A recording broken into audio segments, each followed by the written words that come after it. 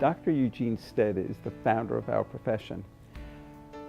Back in 1964, he started off with Navy corpsmen, and there was 3 Navy corpsmen who went through the initial program in 1965, and then they graduated in 1967. The American Academy of Physician Assistants began in North Carolina. Again, North Carolina is the birthplace of the physician assistant movement in 1968. In 1976, a group of PAs came together to form the North Carolina chapter. Again, these were people who were active in the American Academy of Physician Assistants already. So both NCAPA and AAPA are incorporated in North Carolina. So we have a really rich history here of the PA profession. We are a membership organization. We reach out to practicing PAs in the state, and we want to provide that continuing medical education and also to protect their job in a sense and what they're able to do for their patients. So we rely on our members to be members, to actually join and to be involved with our governance, with our committee work, and to help reach out to our students as well, because you're only in school for a couple of years and then you are potentially a fellow member of this academy. We do have a very large percentage of student members that we want to reach out to in a very proactive way, a very intentional way, so that they will see the benefit of joining this organization when they are out of school. When I first decided to become a PA and then got into PA school, I knew that this was going to be a career that I expected to have for the rest of my life. And so because of that, I wanted to get involved in a professional organization that was really going to shape how my career would be. And I know that organizations like the NCAPA are going to have a big impact on how I practice in 5 years and 10 years and 30 years. And I wanted to make sure that I was part of that conversation. And I think it's important to get started early as a student, especially because a lot of this is going to impact us not only in our student years, but then when we become a PA. And because I feel that students are the future of the profession as well. We can learn a ton of stuff from all the PAs who've been practicing, especially in North Carolina, where since it's the first state that had PAs, that this sort of institutional knowledge is beyond compare. And so to be able to get involved early and then gain that knowledge and continue it throughout your career is really important to me. I think it's important for students to be involved because it's all a part of the learning process of becoming a PA. There is so much more that I've learned being a member on the board, different legislative actions being taken or different problems that are arising or what's new that's happening in the profession itself. So I think it's just really important as a student to continue your knowledge at that level, not just clinically based or in school.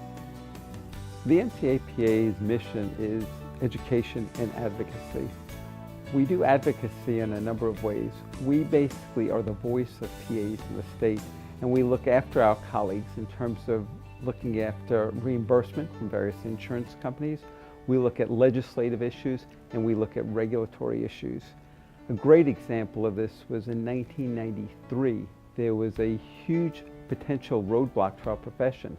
There were rules that were promulgated by the North Carolina Medical Board, which would have essentially made the profession impotent in North Carolina. You would have had to have a physician looking over your shoulder everything you did.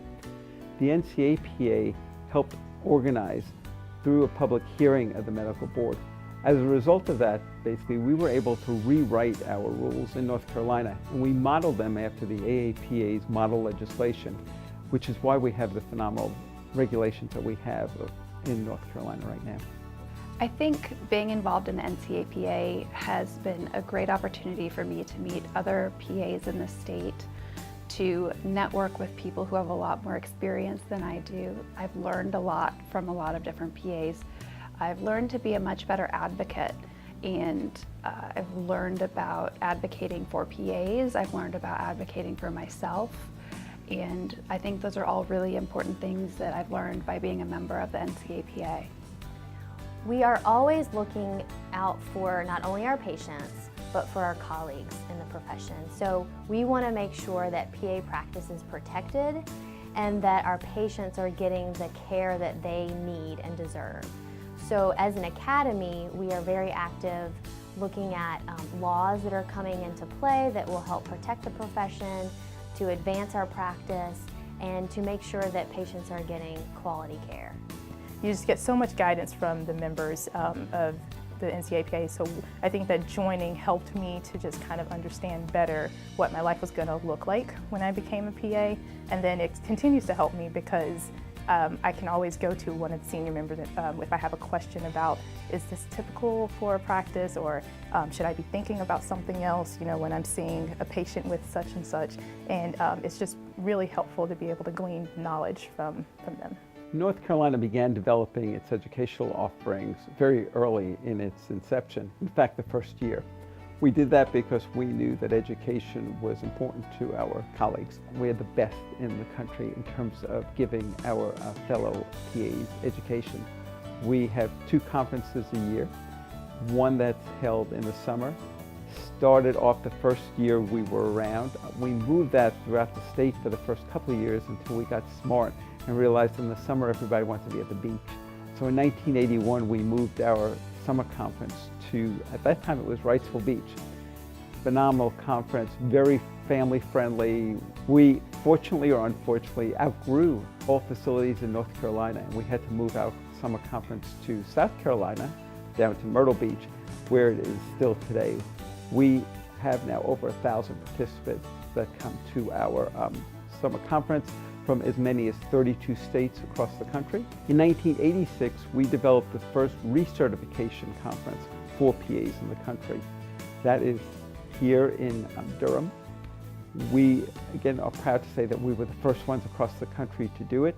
Though a lot of people have copied our format, we continue to think what we do is the best of anybody in the country.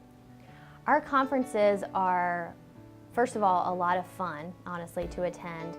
A lot of great networking goes on, and it's a great social time. But the point of our conferences is to bring quality continuing medical education to our members, and even to PAs that are not actually members of NCAPA can still attend our conferences.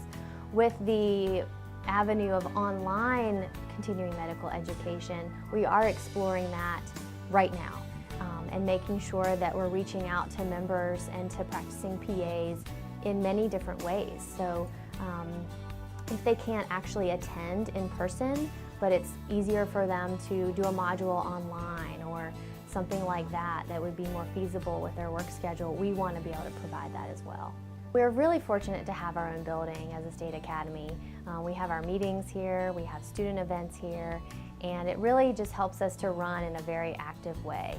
And to be reaching out to PAs all across the state and to be active in our legislature as well. Future is bright for the PA profession. We continue to add more and more programs throughout the country. There are more and more students graduating. There's more and more job opportunities. When I graduated PA school, we were basically knocking on doors, begging to get a job and taking whatever we can get. Right now, most PA students, when they graduate school, have 2 to 3 job offers awaiting for them when they graduate. The future is very good for our profession.